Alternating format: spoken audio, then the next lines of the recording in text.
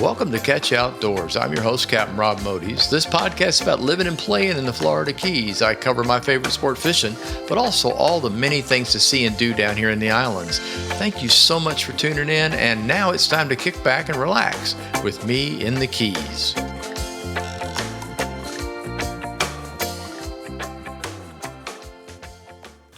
This week's episode is number 176, Catch Outdoors, brought to you by Spotify and lots of other streaming podcast sites. This week's title is A Change is in the Air.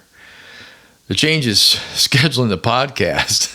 It's obviously taking place. The release date will now be on Thursdays at the usual 5 a.m. in the morning, so be aware of that. Again, the reason for this is for better timing of the upcoming weekend for information, which is especially important here in the Keys. We do everything in the weekends. We start Friday, Saturday, Sunday, and then Monday things get quiet. And so it was tough for me to do the after and lead up to what was going to happen. It was better just to move it closer to the end of the week. So that's why I did it. Plus, it lets me fill in concerts. Any information that pops up during the week is better served by talking about it Thursday, because a lot of times we hear about this stuff on Tuesday. I also like to fish early in the week on weekdays when I can, so it gives me a better shot at Monday, Tuesday, Wednesday, which I did not do. I'm sorry. This will be a fairly short podcast. There was a lot going on. I ain't kidding you. I'll start with this. Some big news for Janelle and me. We're moving. We signed a lease for a home in Islamorada. This has finally come full circle, quote, for us. In that Islamorada has played a big part in our early relationship and our early lives together. We spent a great deal of time there boating, fishing, exploring, and just enjoying the Florida Keys. It's long been considered one of the most sought-after visitor locations, too, second only to Key West here in the Keys. And it's one of our favorite places on this earth, I got to tell you right now. Story time. Here we go. I'll just do it this way. Just popped into my head, so let's do it this way. This all started with the feeling that we needed to downsize. I don't know how many people our age, the 65 and up, suddenly realize that all this stuff you have is not anywhere near as important as it was when you were 30 and 40 and 50 years old. It's like, man, we got a lot of stuff, and we need to share it out to our friends and family. We need to get rid of some stuff. We need to downsize. Now, downsize is a word that never really occurred to me much, other than maybe going from a big car to a little car out of necessity. But we both decided it was time to make our life in the Keys a little more relaxed and laid back when it came to our island home. And we started looking at getting a big boat, to be honest with you. This all started with me searching for a 45, 55 to 60 footer to live aboard, a trawler, something good size we could live on. And we had found a few and considered it. But as the hunt happened, it started to occur to me that if I pass away before Janelle, and that's most likely going to happen, that's how that is with the guys, and plus I'm fighting cancer, and I know my days are numbered, but I'm fighting to stay alive as long as possible, quite frankly, and I'm doing a pretty good job of it. So are the doctors, thank you very much. But I didn't want to leave her with a big old boat. She's not a captain. She hasn't got a lot of boat driving experience, certainly not in something that's big. And I got to thinking about it's just going to weigh her down with a lot of things that she doesn't need to be dealing with. And so I backed off. And Janelle started looking at websites for places to downsize to, just going to see what was available. We were content to rent, to lease. We weren't asking to buy. Buying in the Keys is kind of ridiculous right now, and rent's kind of ridiculous too, but it just seemed to be a better idea for us. So she started hunting. We knew Key West was out of the question. We would have loved to have been there, but that's okay. Most other, the rental up and down the Keys is a lot less than Key West. And Key West is cram-packed now with people. Key West is not what Key West was. We love going there. We love visiting there, and we love hanging out there for anywhere from 2 nights to 5 or 6 nights, and then we leave. And it's not because you feel pinned in or anything like that. I mean, as I've said before, I love the music and I love dining there. But the reality is, it's a very, very touristy town, and it's a little fun to get away when you can, and we can.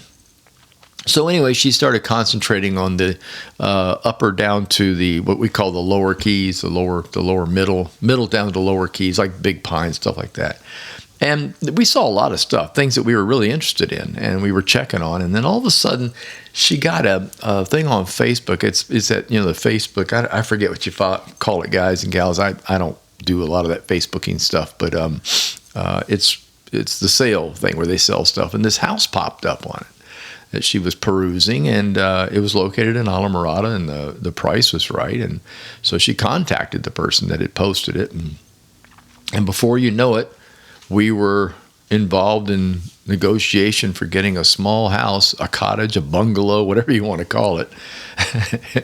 It's not a tiny house, but only slightly above. And it just, we went and looked, and it was just, we were totally taken by the whole thing. That's simple as that. Long story short, we signed the lease last night at Papa Joe's. And this little house is in the heart of the art district along Murata Way, down by the Chica Lodge, and located near a beach that we can walk to. Everything just fell into place. And it brought back so many memories of our time spent in Islamorada. That was part of the thing. We looked at each other like, this is the craziest thing we've ever done. We live in roughly 1,800 square feet. We're going to 950. So if that gives you any kind of idea, it's like, damn, it's about the size of a big boat, to be honest with you. But we signed the lease at Papa Joe's. And why Papa Joe's, you might ask? This is kind of funny. Well, it seems the owner of the house just happens to be Charles Hertel. He's the charter captain that was the nucleus of the recent restoration of Papa Joe's. It had long sat empty and desolate for many years after being pummeled by multiple storms since its closing in 2006. The original owner had passed away, and it just fell on hard times. Nobody seemed to really care, and the place literally fell apart before our eyes. Charles was like many of us out there. He just missed the place, and he was working as a guide at a Bud and Mary's, which is right across the road on the ocean side.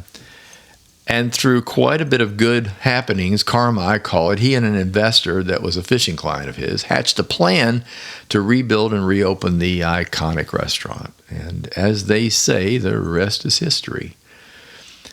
Yeah, so that kind of just told us something. It was like, oh my gosh, because Janelle and I have quite a bit of history there too at Papa Joe's. From 1995 to let's see, 2000, we spent a lot of time there after exploring Florida Bay from Islamorada all the way up to Cape Sable and Flamingo. And I also wrote a song there at that location, sitting at the bar, in the Tiki Bar, called Key West Town. It's a song for Janelle after falling madly in love with her. And so it was kind of wild to be sitting there and looking over at the newly restored Tiki Bar, thinking that that's where that song took place 30 years ago, 1995. So we both found it pretty amazing that we had actually done what I said. We had come full circle to finding a home on Islamorada via Papa Joe's, of all things. The official move-in date will be April the 1st. And no, that's not an April Fool's joke. It just occurred to me. That's April Fool's Day. Isn't that wild? And as a side note, we had dinner there after signing the lease. I want to say Angelina, the bartender, was perfect. Thank you so much for your service. The food was delicious. I had a huge Caesar salad topped with anchovies and grilled chicken. I know that sounds like a weird mix, but it was good for me. Janelle had a salad, big house salad topped with grilled shrimp. And we also enjoyed a perfect Papa Joe's sunset. And that is what that place is known for. The sunsets over the water at that location. It's the only way you're going to beat that. And even I'd say it's a match. Is going down to Mallory Square in Key West. So the sunsets there are just magnificent. I had a lot going on this past week. So fishing didn't come into play. I'll do my best to get back to it as soon as I can. The moving thing and the downsizing of our stuff And I wrote that on my notes, stuff in capital letters. We have lots of stuff. Oh my God. We'll be taking precedence for the next couple of months. I'll get some boat time in. I promise I'm going to work on it. The weather's great. It's a little breezy. I thought about going this morning before doing the podcast, but the breeze popped up as they predicted it would. So I'm like, I don't want to go out there and get bumped around. So I didn't. But we'll get to it. Don't worry. The weather now is starting to settle. The cold fronts are staying up north. If we do get anything down here, it sends the temperature to 60, and that's bearable. So not a big deal. And the bite is starting to improve everywhere. I have been watching fishing reports, and the bite has been really, really good. Janelle's contract with Newman and Associates came to an end on January the 31st. That is the tourism group that she was working for as a contractor. She started a new job the very next day on February the 1st with the Florida Keys Tourism Development Council. Her new title is Senior Director of Community Engagement. Long story short, she'll be the go-between the TDC and the public here in the Florida Keys. All of the Florida Keys. She's bitten off a huge chunk, but she can do it. I know she can. And that's another reason we were working to move a little south, is we saw that coming and knew that might happen. And it's just funny how things tend to work out for the positive, and this time it really did. So that's another reason for going a little further south. Her reach will be a little easier getting down into the lower and middle Keys. So she's been wearing a really big smile, I'll tell you that, since the first. And is very much looking forward to doing what she does best, and that's working with people of the island and island destinations. That's her gig. Those of you that know what she did in Naples for years, that's pretty much what she's been asked to do in the Florida Keys, and I know she's game. She loves that. And she wants to work on her tan. She was working 24 hours a day in the other group, and this time at least she's going to have some time off. We'll have some boating time off, and this is the boat she bought for me, and she's hardly been on it. So this will be great fun getting her out there, and we love fishing together. We love exploring together, so that's pretty cool. Let's see, what else is... the garden parties at Billy and Cindy D's house continued this past 10 days. There were 3. On Monday, I saw Scott Youngberg. That's Monday, a week ago Monday. I saw Scott Youngberg, who's been a performer for each of the 4 seasons of the garden party. And I love his original stuff. I love his voice. And that's what the garden party is actually all about, if you must know. The Keys artists play a lot of covers to keep an audience happy. And then they throw in a few originals. And most of the time, the audience is constantly talking while you're playing, which I find... I understand what's going on. A lot of people haven't seen each other in a while. There's groups of people at tables that, their friends have come over. Their friends are down from up north, so they chitty-chat during songs. And I think to myself, you guys are not even listening to how good these tunes are. Well, at the garden party, nobody talks. People pay attention. And at the garden party, it focuses on original songs. Billy wants them to play their songs. It's fine if you want to do a cover or two, and especially if it's a favorite song of yours, which occurs. But most of this is all about playing the original songs. And again, Billy encourages that. And I like hearing what other songwriters are putting on paper and turning into songs. You learn a lot. And I certainly have learned a lot from listening to these people that have been at it longer than I have. Garden Party's 2 hours long. It starts at 6 p.m. The first half hour is Billy doing his thing, and then the feature attraction comes on for an hour. And then at 7:30, Billy joins them for a set of new songs, old songs, original songs, things like that for the last half hour. By the way, it's put out every week. Most of these occur on Tuesday, but you can check the schedule by going online. The YouTube is where I watch it because YouTube has a better connection and the sound quality's better. But you just look up Billy Davidson's Garden Party. And it'll pop up, and you'll get a whole list of them. And then, of course, you can join, and that way you'll get notifications when it's playing. So Monday's party was a bit different. I got to tell you about Monday. It was really great. I went to see Scotty, and he's, like I said, he's excellent. But Billy discovered a player that was performing on a regular basis at the Islamorada Brewery. His name is Steve Scott, and he was asked if he'd like to do the first half hour instead of Billy. So he did on Monday. So we got like a double header, which is really great. And by the way, he was really, really good. His original stuff is, I love it. I mean, just he tells a story like you're supposed to tell it. Put the vision into people's head, make them come and view the story through music. And he did a great job at that. And I'm sure we're going to see a lot more of Steve Scott in the future. Billy also volunteered while we were kind of backstage chatting, and Billy offered to produce his music. And I told Steve, you should take him up on that because he's really good at producing music. So on Tuesday, the stage was, it was Adrienne. It was Adrienne Z. That's right. I love her mellow approach. I don't know, how do you put it? Heartwarming? Yeah, just really nice songs, things that make you comfortable and make you relax. You feel like sipping wine, that kind of stuff. She has a great voice too.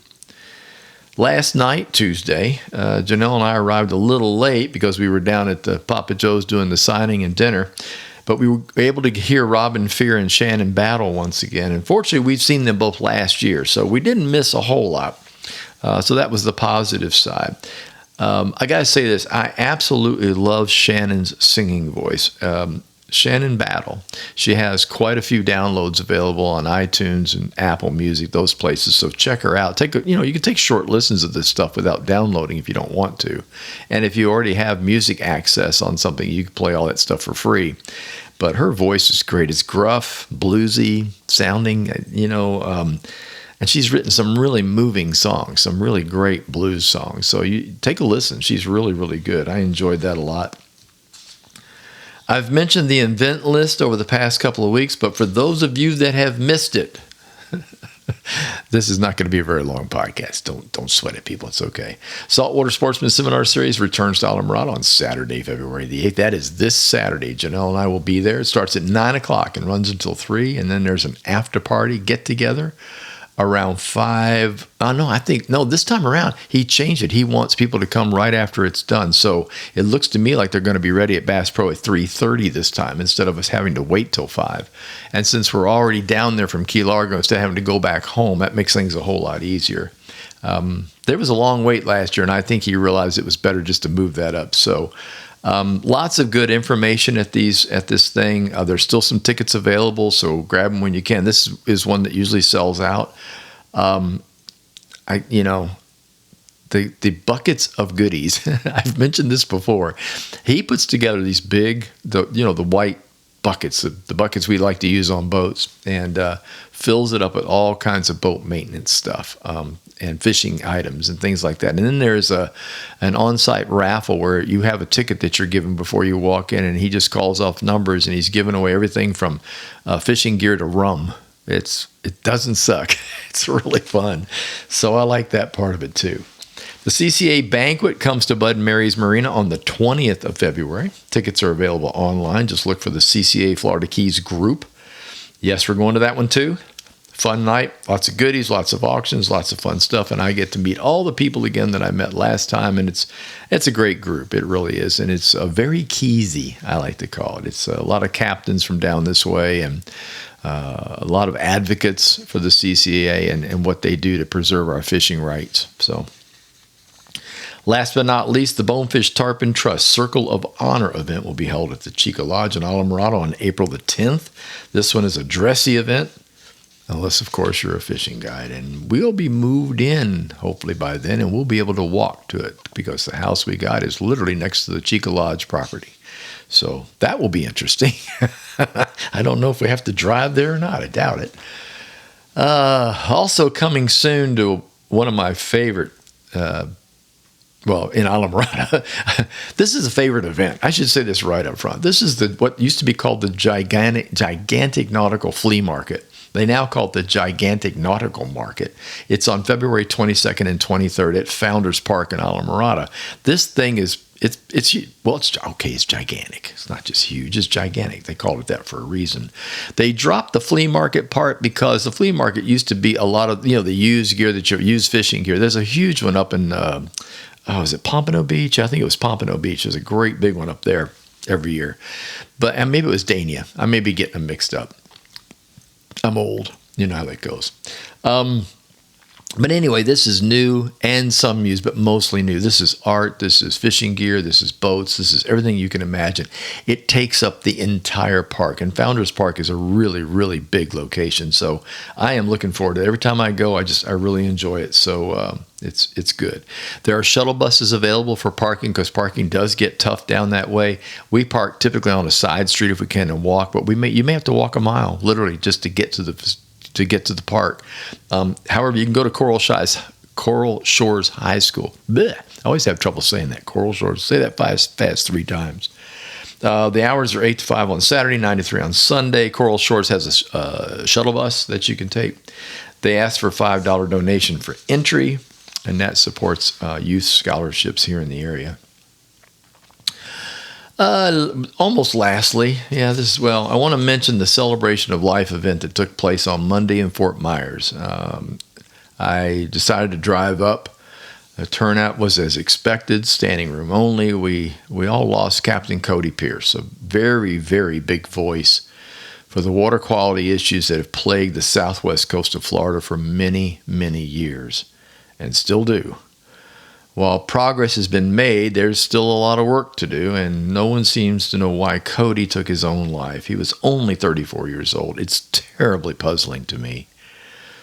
The word on suicide has long been keep an eye on your friends, watch out, check in with people you haven't heard from in a while. Is everything going okay? That kind of a thing. You're looking for something that might be wrong, but then. In this case, there was absolutely no warning. Everyone that I talked to was utterly shocked. And a lot of them had already worked with him over the past few days before it happened. So whatever it was deep-seated. And it's just, it's horrible. I hate even thinking about it. I personally went from sad to mad to sad, to tell you the truth. Sad that I lost a friend. Mad about the way it happened, and then sad again after Monday's event. There's a deep void in Fort Myers when it comes to working to save the coastal environment over there. There are other good groups, don't get me wrong. Captains for Clean Water and others are still there doing what they do. But Cody was unique in his knowledge of the water and fauna and fish and birds. I mean, he really, really knew his stuff. And this was a person who was not educated in biology, did not go to college, but knew more than almost any college person I've ever run into. He was remarkable when it came to understanding how all this stuff plays together. I mean, at this point, there's just nowhere to go but up. Let's just put it that way. So hopefully things will happen over there. It'll be good. I wish Cody had seen the crowd yesterday. Maybe he did. And I think he would have been absolutely blown away by the turnout and by all of us that really cared about him a lot. So, and now, on a lighter note, I'm going to switch it up real quick here. I don't want to be too morose. It's time for useless information. So here we go. And now, from the original book of useless information. You are a reject! You are useless! You can get a job down here cleaning toilets! Here's your host, Captain Rob Modies. Well, he swears up and down he's useless, but he might be all right eventually, but completely useless.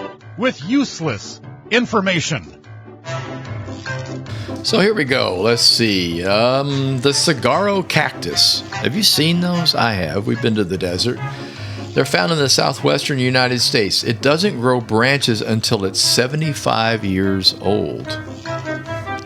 The bark of the redwood tree is fireproof. Fires that occur in a redwood forest will usually take place inside the trees. Orchids are grown from seeds so small it would take 30,000 to weigh as much as 1 grain of wheat. I've always found that fascinating. It takes one 15 to 20-year-old tree to produce 700 paper grocery bags. I don't know if that's useless or not at this stage. When this book was written was before plastic had taken over. I think paper grocery bags might not be too bad an idea. And besides that, you can bring your own bag, take it to the grocery store so they don't have to put it in plastic. That would help the environment quite a bit. And before I go, some final words. This has been one wild week. Jonelle started a new, much hoped for job, and we have a new place to live on an island we have long loved. The move is going to be crazy, but we know it's worth it. We can walk to most places we like to visit down there, and our bikes will finally get more use. The boat will be back in an area we learned to fish almost 30 years ago, long before GPS and fancy navigation apps. We look forward to exploring the old and the new places once again, and making the run to Flamingo and Shark Bite and Cape Sable. The fishing up in that area is just unreal. And we have a beach within walking distance of the house. We both realize that we don't miss the big city of Fort Lauderdale all that much, but we did miss the sitting on the beach with a cold libation and a good book.